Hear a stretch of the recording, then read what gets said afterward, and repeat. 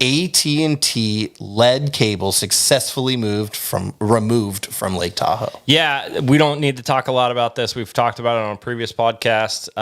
The League to Save Lake Tahoe. Well, first and foremost, AT&T had these cables that, according to some researchers, were emanating a ton of lead from them and putting really bad lead poisoning into the lake.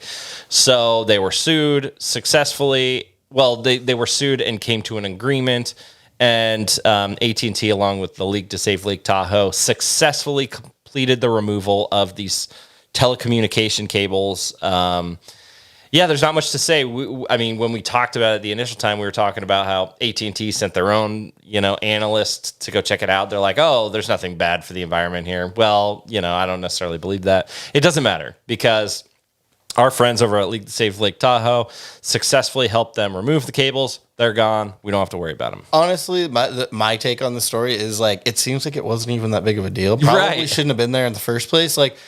Yes, a huge cable that is going all the way across Lake Tahoe that's surrounded with rubber or plastic or whatever it is cannot be good for the local fish and all of the wild. It's clearly, and it seems.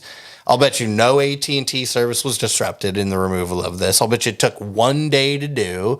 It's this should have been done years ago, and we should maybe find some other things, some other examples like this that could just it probably cost AT&T a pretty penny, and that's exactly what they wanted to prevent. But they make billions and billions of dollars a year. They can afford it. It's funny you mentioned that because I was.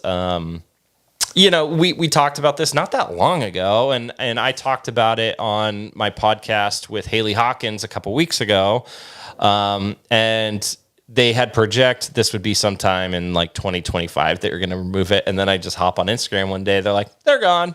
I'm like, well, how hard was that? Why are we making such a big deal? And you're right, it probably cost AT&T a pretty penny, which is why they didn't want to do it, but come on, just do this, Anyway, great job. League to Save Lake Tahoe, otherwise known as Keep Tahoe Blue.